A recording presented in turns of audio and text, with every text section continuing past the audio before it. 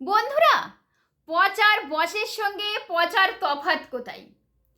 পচার যদি কোনো কাজ করতে দেরি হয়, পচা স্লো।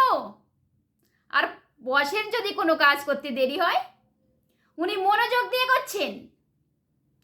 পচা যদি কোনো কাজ না করে, তাহলে পচা কুঁড়ে। আর বস যদি কোনো কাজ না করে, তাহলে উনি বিজি আছেন। পচা যদি বসের সঙ্গে ভালো ব্যবহার করে, তাহলে পচা তেল মারছে। আর বস যদি ভালো ব্যবহার করে, তাহলে কোঅপারেট করছে। পচা যদি কোনো ভুল করে, তাহলে গরু, গাধা, ইডিয়েট ইত্যাদি পচা। আর পচার বস যদি ভুল করে, মানুষ মাত্রই না, এটা তো ভুল টুল হয় আর কি।